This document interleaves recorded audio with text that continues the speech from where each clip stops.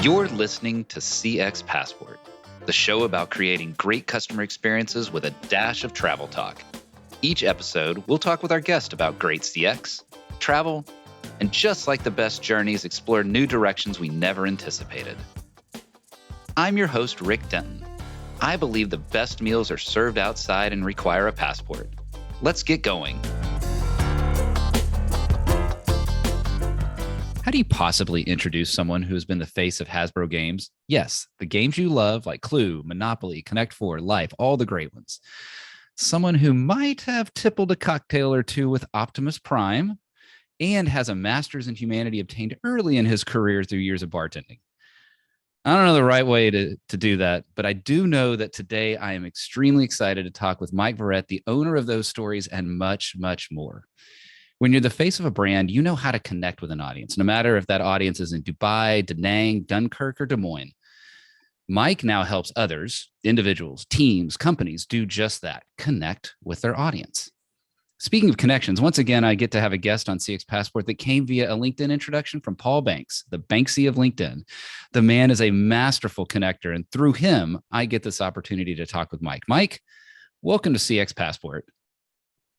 Rick, it is an absolute pleasure to be here. Thanks for having me. How are you today? Good? I'm good. I'm good. Good. It's a little chilly here in North Texas. The front came through, but I hope that you're enjoying a fine morning as well. Yeah, I'm in Rhode Island. You don't get to complain about chilly. Okay, fair point. That's right. I do lose that battle indeed. But for me, I've got my sweater and my coats on now. But yeah, there you go. Cold is a relative thing. Absolutely.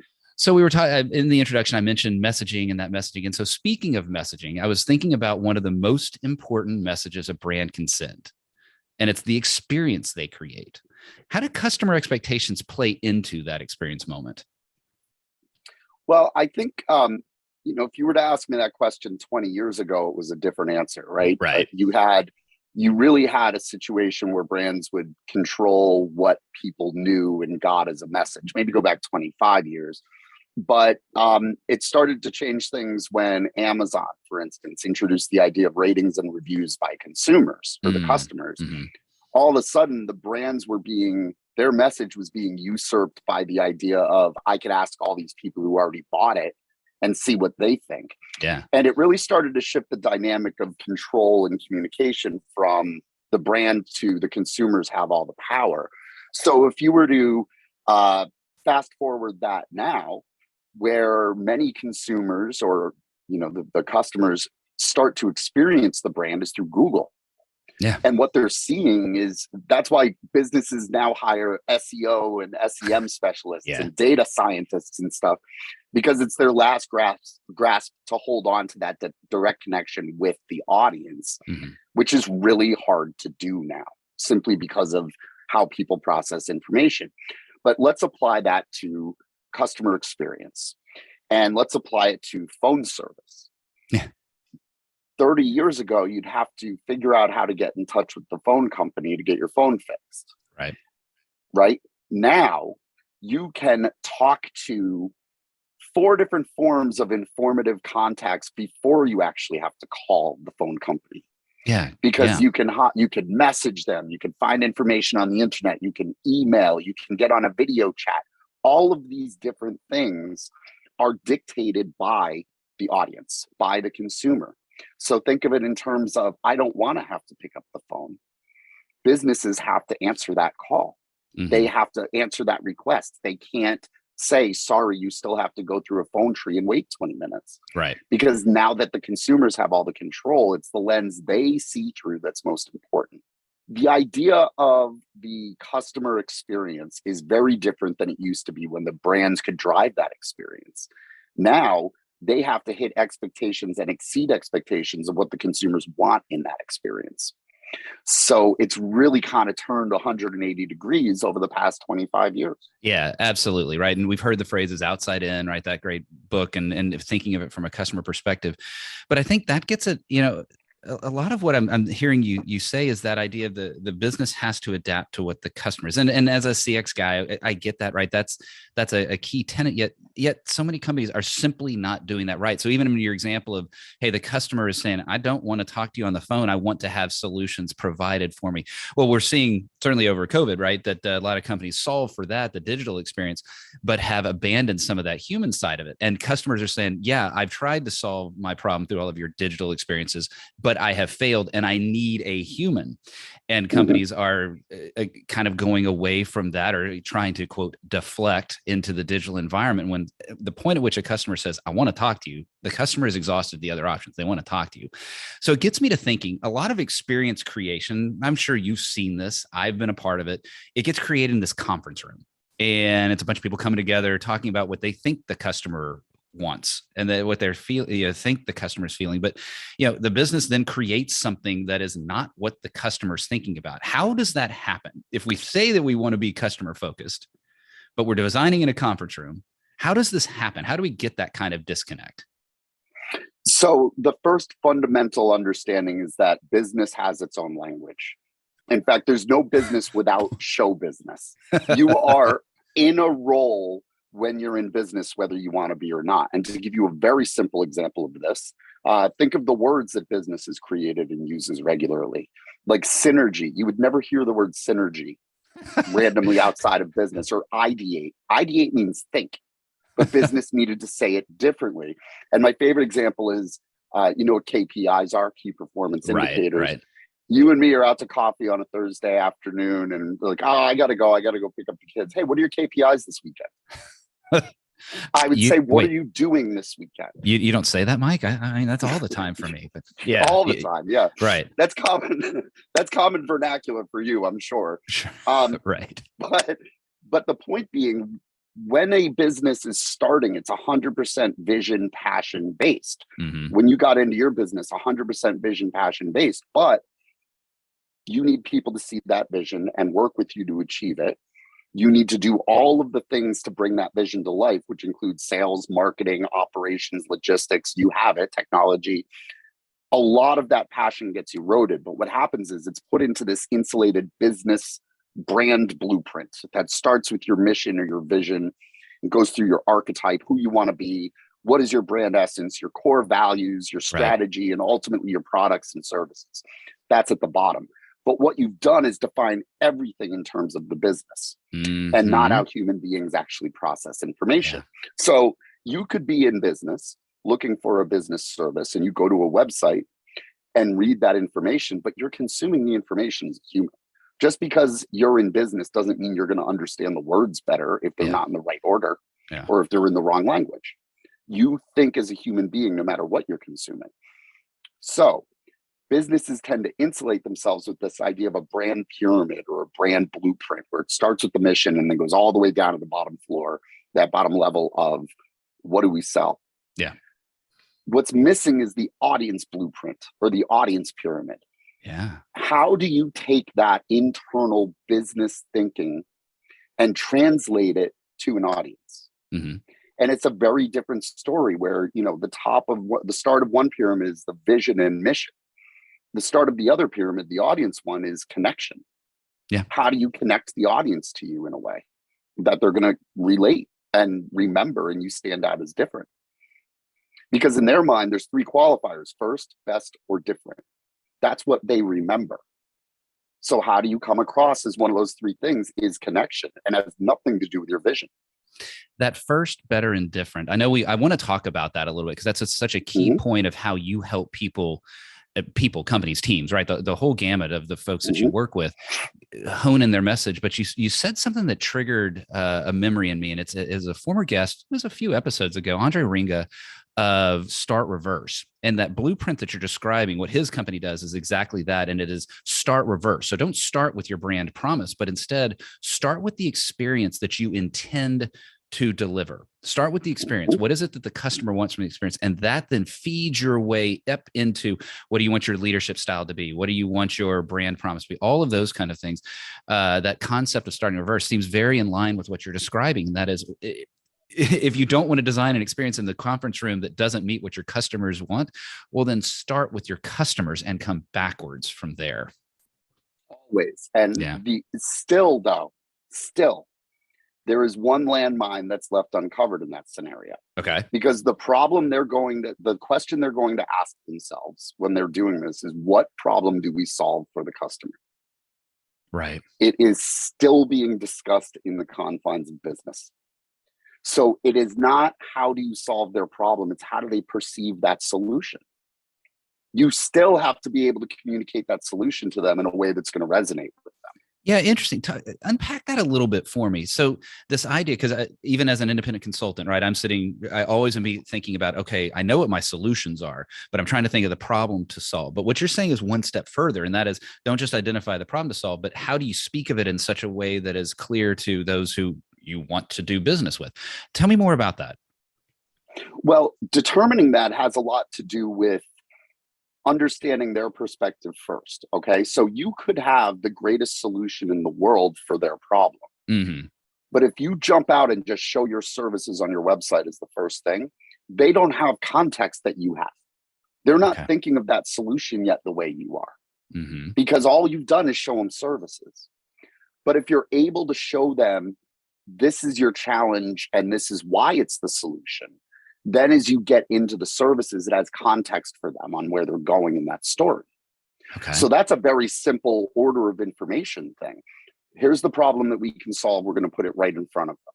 But what if there's 3 other people who solve that same problem and all 3 of them decided to do the exact same thing? Put our services first. Everybody looks the same to that audience member. I see. There's no context to them yet, but the business thinks there is, because their services will solve the problem. What they've neglected to do is say, here's what you're going through. Here's our solution. Here's how we do it. Here's our services, and bring them through that message on the audience's terms. So that's the difference. You can have the solution, the problem that you're solving for them. You could have the most elegant solution in the world, but if you come out and say, this is it, this is what you have to get, they haven't related to it yet. You haven't related even to the problem that they have yet. And it's the difference between, if you're searching for a PR firm on Google and the first 3 results say we're a PR firm, those all look the same to you. But if the 4th one says every business gets writer's block, we'll help you find the words to get your news out, we're a PR firm, they've immediately connected with your problem. They've chosen to speak to the challenge you're having when you typed PR firm in. And that's different in the eyes of the audience. And that's it. So you and I have talked, obviously, outside of this podcast and had some great conversations. One of the things that I find so amazing in your skill is your way with words, right? Just the way you just did that with the PR immediately captured me. I'm not even looking for PR, but now I want to look for PR just because the way you phrase that. And there's actually, this is a bit of a pivot, but there was a phrase that I've heard you say, or I've read, and you talked about, and quote, invisibility is what you want. And I find that interesting, and used the American football lineman as an example. Explain that for me. I'm intrigued, because invisibility is not usually something people are striving for in business. Well, let's clarify what should be invisible. To a customer, the customer experience should be seamless and error-free. Okay? Right. To me, that means we're doing our job, we're invisible. It means we're doing exactly what we have to do to deliver and exceed their expectations in what they're experiencing as our customer. So what if you're a car dealer and I just want to go in and look at cars, and I just want a pamphlet on this car and I want to check it out, but I've got 5 people breathing down my neck through the whole experience? How does that feel? That's not hypothetical, Mike. Yeah, exactly. Right? I know. That's why I use it, because everybody's experienced it at some point. Yeah. It's basically a cliche at this point, the car salesman. Yeah. But it proves the point that if they're having a bad experience, that's when they're going to have an issue. If they're having the experience they want, that just looks like normal to them. They're not saying, oh, this was exemplary. They're saying it worked the way it was supposed to. Yeah. They will see you as better than others because they saw it work. But what they're responding to is errors, things that they don't like, things that don't jive. So let's apply that to your offensive lineman scenario. If you're watching an NFL football game, rarely are you hearing an offensive lineman being called out for an amazing play. Maybe a downfield block, but it's more of an anomaly. Right. When they do their jobs, all they're doing is moving water out of the way and creating a lane for someone to go down and not get wet. Mm-hmm. That's it. Right. That's what they're supposed to do. Or protect the quarterback. But I mean, the same thing stands true. They are a dam that doesn't let water through. If that dam breaks, it's blamed on it's blamed on that dam or where the crack is in that dam. If that's one of the offensive linemen, you start to hear the first the flag is thrown, and then the commentators, the only time in the game, mention that guy's name. Yeah. And it's because something went wrong. That is what the audience remembers, is when things go wrong in customer experience. A great example, and that, I mean, it clarifies it for me. I get it from a lineman perspective. There was I keep referencing, doing some callbacks to podcast guests in the past. Shep Hyken talked about how a way to create loyalty is not to necessarily create this exceptional experience every time, but just consistently deliver slightly above average experience. And you might even argue just deliver average experiences is almost above average these days, but then of course that then becomes above average. But the idea of just being consistent in the delivery of a quality experience is more important than the exceptional, the delightful. Now, I still think that there's a place for the delightful, because to your point, well, sometimes that lineman makes a spectacular block downfield, or that lineman just pancakes somebody so badly that when the running back goes through, that there is going to be a call out of it. But in the general nature of the game, the lineman stays invisible. That makes a ton of sense to me, Mike. Well, and if I'll use the example of Zappos. Zappos, when they launched as a buy shoes from us, but what they realized and what made their experience genius is they understood the need to get the shoes to the people as fast as possible, because shoe buying is something where you go and try it on. So they introduced sign up as a VIP member and you get overnight shipping free. And returns, you click return. The next day, the replacements are showing up and you're sending back the other ones. And they made it very quick. So that created an exemplary experience in the world of shopping for shoes online, because they took you wait 3 days and then you have to wait another 3 days to get the other pair. That's why people ordering clothes can be challenging online. They did their best to make it. You order at 11:30 at night on a Tuesday, you still get it Wednesday. Yeah. That is that's an example of great experience, right? Yeah. But if something goes wrong in that pipeline, what am I more likely to remember? Exactly. That's the point. We often remember the last thing or the thing that went wrong. So yep. I'm going to pivot you here because I can't let Hasbro go away. And it is a podcast where we talk about travel as well. So I know Hasbro is clearly one of the most iconic brands. It's a part of many people's childhoods and certainly part of adulthoods as well. That alone, we could just talk about that as fascinating. But I know you had a chance to work for them across the globe. Tell me about those travel experiences. Yeah, well, the first thing I'll say just about Hasbro as a brand is there are probably some of your listeners, when we say Hasbro, who don't know what it is. But if you say My Little Pony, Nerf, Transformers, they immediately know what it is. Absolutely. Hasbro, especially when I was working for their ad agency, always represented bringing kids' dreams to life, or people's fun to life in that way. I mean, they're seeing these cinematic characters and they buy the action figures, or they, see a baby doll, they want their own, they get a baby doll. Like, that's toys and games are something that's incredibly consistent in people's lives, because parents always want to make sure the children are happy first. So the Great Depression, that was the creation of the game Marbles. It came out in the Great Depression. Interesting. It was basically different sized rocks at the time, but it was a game invented to keep kids happy during terrible times. Yeah. So it's almost recession proof when it comes to toys and games.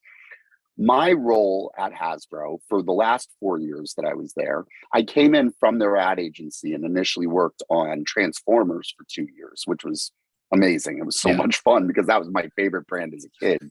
What a dream. Optimus Prime. Well, Optimus Prime and the Autobots hit Earth, or the US, I should say, when I was 10.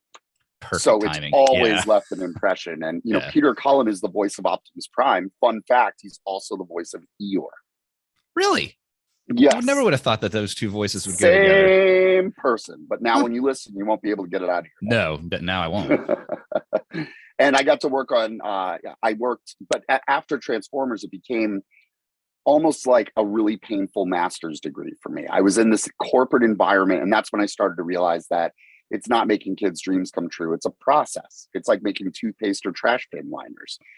And I was less excited about being there at that time. But when they moved me on to games, Hasbro Games, and then all those games you were mentioning, like Monopoly and Battleship and Trivial Pursuit, I got to work on all of those. But where they saw my value was my ability to convey and connect what we're doing to our audiences. And those audience could be consumers. It could be buyers, which is our customer when we're at Hasbro, like a Walmart or a Target, or it could be internal teams. So, regional partners, things like that. So what they turned me into was the face of Hasbro Gaming. And they would put me on a plane for about 40% of the year, and I'd fly different places around the world presenting Hasbro Games. So if it was an internal brand summit with the Asia Pacific team on games, we had a meeting at a rainforest 3 hours east of Mumbai. Like, I can't think of any time I would ever see something like that other than this. So I got this extraordinary experience myself. Toy Fair season was amazing. That was the beginning of the year. The big one for Toy Fair was the Javits Center in New York. And I was in New York City for 2 weeks living in a hotel. But the ones before that, Nuremberg, Germany. So I'd be there for about 10 days. Nice. And prior to that, 2 weeks in Hong Kong. Oh, one of my favorite cities. We'll get to that when we enter the first class lounge. But so I got this incredible experience of traveling to all these places and learning how to connect what we're doing to these audiences that have different influences and different societal norms and cultural aspects that I would have to take into consideration to get that connection made. So after that experience, when I started what I do now, it took me leaving Hasbro and looking back at 25 plus years in agency world and corporate America to realize that my one consistency was understanding an audience. And understanding an audience is inherent. It is the imperative of customer experience.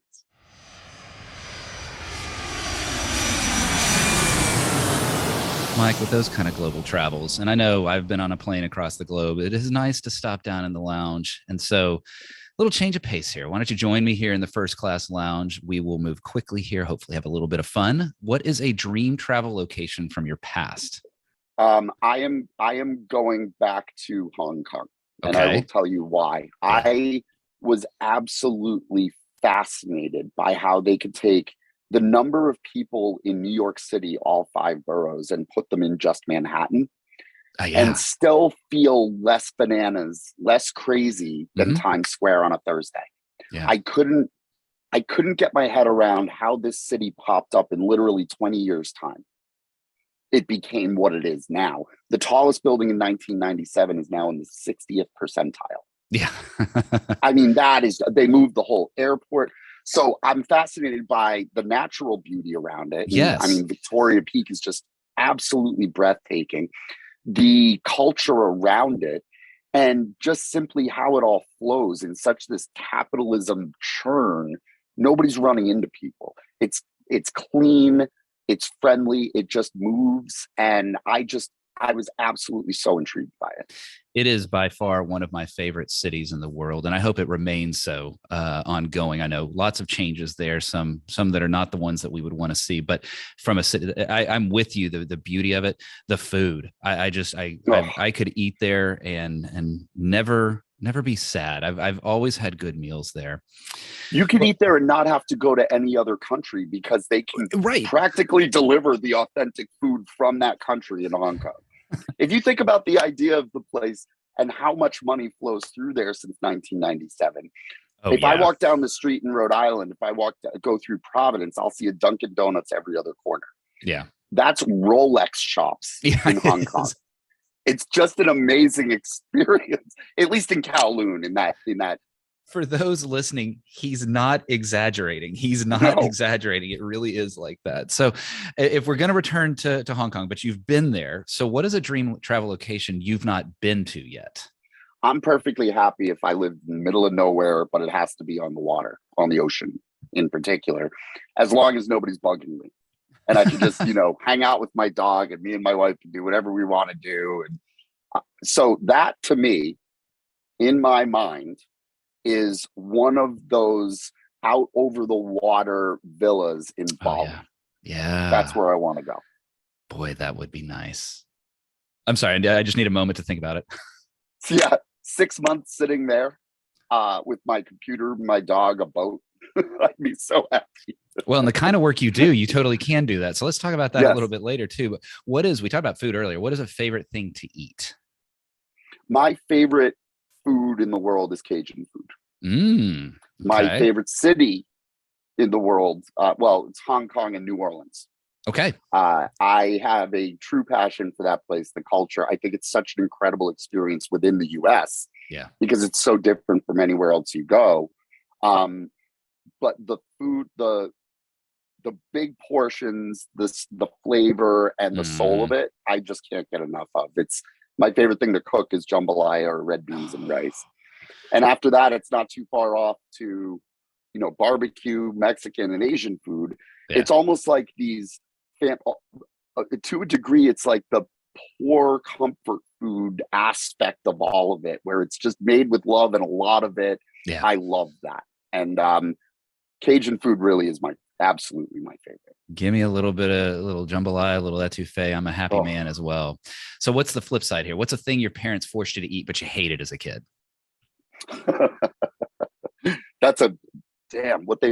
My problem is I like everything. I eat just about everything, but anytime they wanted to use canned tuna fish, it was a real turnoff. Ooh, okay. Yeah. I can understand why. I wasn't a big tuna fish kid. I'm not a cold sandwich guy either. I don't like cold cuts and stuff. So yeah, but for the most part, they told me to eat what was in front of me, so I did. I didn't know any better. You can still not like it, but we'll avoid the canned tuna fish. So with your travels, and I know you're quite comfortable, if you're over the water, that sort of thing, but what is one travel item, not including your phone, that you will not leave home without? It has to be the AirPods or the headphones, whatever. I absolutely do not like big crowds, especially if I have to keep track of someone in one. But if I'm by myself, it's fine. I have social anxiety being in big, put me at a cocktail party and I'm losing my mind. You wouldn't know it, but I'm losing my mind in the moment. I'm completely exhausted afterwards. But what turns it into a completely different experience for me is put me in Times Square with these in. Yeah. And I can't hear anything around me. And it allows me to kind of escape all of that. So whether it's on a plane or a busy street, or if I'm, walking through a convention center or anything like that, where there's a lot of input, these things are an imperative for me to tune that out.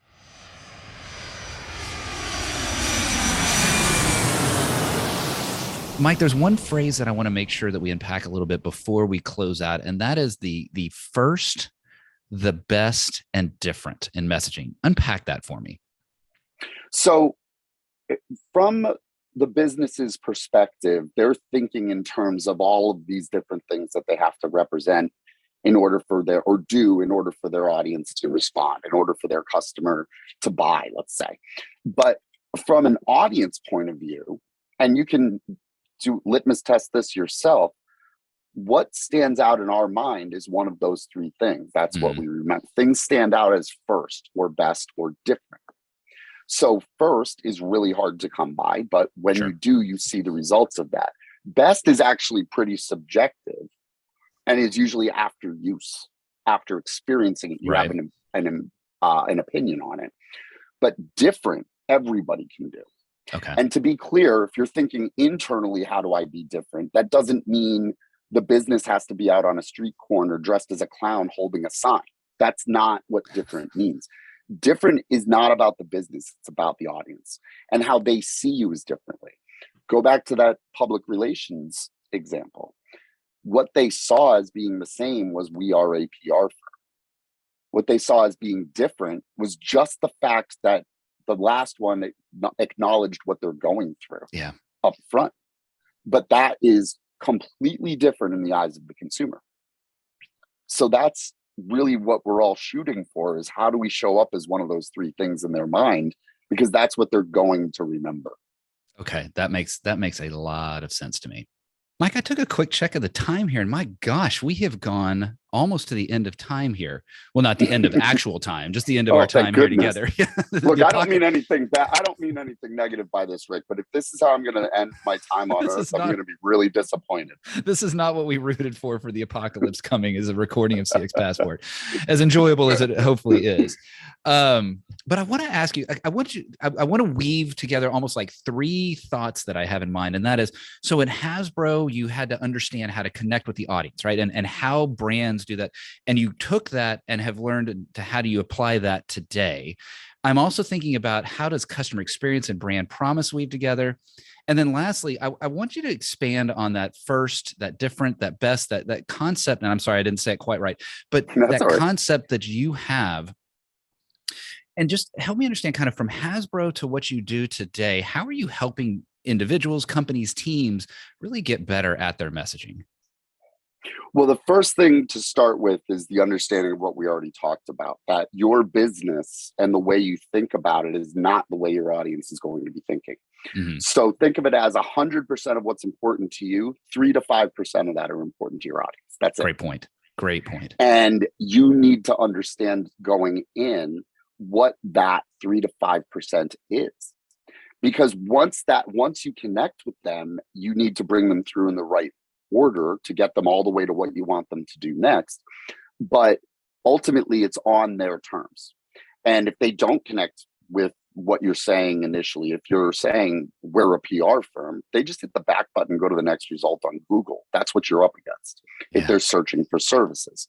So the idea of that, understanding how your audience thinks and what you need to do to connect with what they're going through or whatever challenge there is, your solution, and getting them to the services, benefits, and call to action, that's all on their terms all the time. Customer experience, exact same thing. If you put a brand promise out there, you better be able to keep it. You've heard the term overpromise and underdeliver, or underpromise and overdeliver. You better be able to keep it, because at that point, that's zero. That's not excellence. That's not +5, and it's not you're failing, but that is their zero level expectation. Right. The second you put it out there. So if they lose connection with you, if they lose their happiness with that, there's only one way to go, it's down. You've set their expectations with your promise of what they're going to experience.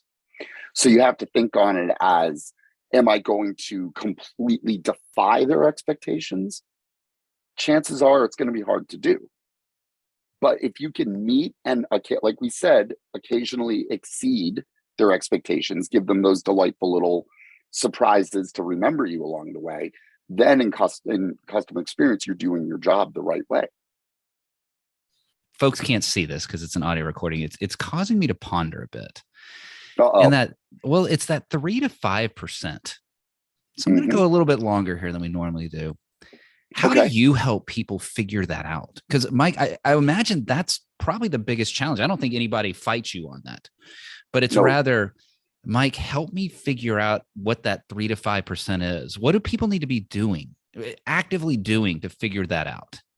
What happens when they're laying out the plan to talk to their audience is they're looking at it as a function of their business, and they're monitoring, and they've got their website, they've got their email campaign, they've got their search terms, they've got all of these things operating, and they're thinking of it as, that's how I'm reaching the audience. But what it takes is understanding exactly what I just mentioned about Google.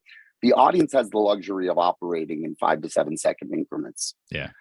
It's like if you're applying for a job and you write your resume, 3 hours spent capturing your career, but the person reading the resume spends an average of 5 to 7 seconds, or 6 to 8 seconds, but 7 seconds, let's say. And in that 7 seconds, all they're engaging with is the first sentence. That's all they can consume in 7 seconds. At no point is that sentence being run through a business filter yet. They will shift to that if they decide to read further. But the first 7 seconds is, yes, they have the business perspective, but it's how that person perceives that first sentence. Does it engage with that audience? So think about the type of header on a resume that wouldn't resonate. Marketer with 14 years of experience looking for the next opportunity to make campaigns and blah, blah, blah.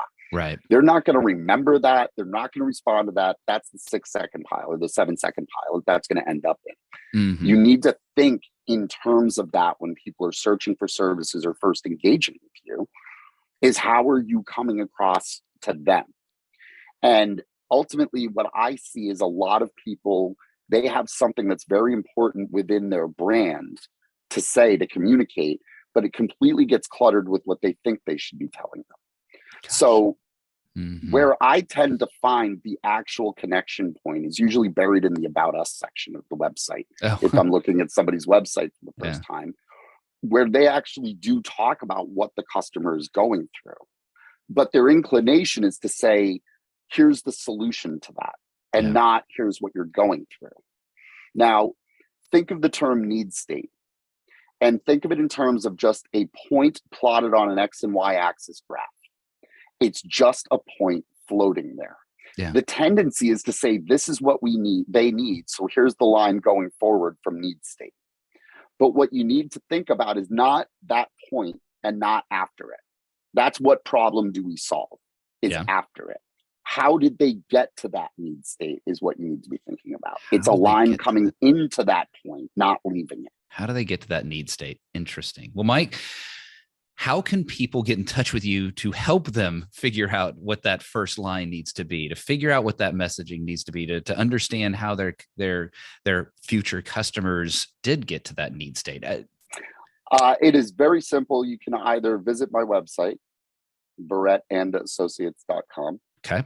Well, I will get that into the show notes. And the other way is just to look me up on LinkedIn. I do the bulk. LinkedIn to me is a 24/7 networking event. I love to meet new people. I offer a free, complimentary, whatever the marketing term du jour is, free 30 minutes just to talk about what you do. And even if it's just swapping stories of our careers, it doesn't, at the end of the day, it doesn't matter to me. I like to make sure that there's just access if anybody ever has any questions. Nice. So find me on LinkedIn, Mike Verret, or just check me out on the web. Mike, thanks so much for today. I have enjoyed this conversation. I always enjoy talking with you. I've learned so much here, and I know the listeners will learn so much here. And I will get all of the how to get in touch with you there in the show notes. But Mike, I just thank you for telling these great stories, sharing these great nuggets of insight. And I know I need to work on my messaging a bit after even listening to you today. You've inspired me a bit, but I hope that you inspire others. Well, the one thing that everyone listening should understand is it's incredibly hard to do when it's your business. It's really easy to see when it's not. And that's just proof positive of that. 100% of what's important to you, 5% is what the outside sees and latches onto. I went through it for my own business. I had to hire someone to help me figure out how to say what I say now because I was clouded by everything else. So I truly understand how hard it can be. And I want to thank you for giving me the opportunity to talk about what I do. And hopefully some of the words will be helpful to your audience. Well, thanks, Mike. I know that they will enjoy it. And that is pretty insightful there. Thank you so much. And enjoy the rest of your day, man. You too, Rick. Always a pleasure. And we'll talk soon. Thanks for joining us this week on CX Passport. Make sure to visit our website, cxpassport.com, where you can hit subscribe so you'll never miss a show. While you're at it, you can check out the rest of the EX4CX website. If you're looking to get real about customer experience, EX4CX is available to help you increase revenue by starting to listen to your customers and create great experiences for every customer every time. Thanks for listening to CX Passport, and be sure to tune in for our next episode. Until next time, I'm Rick Denton, and I believe the best meals are served outside and require a passport.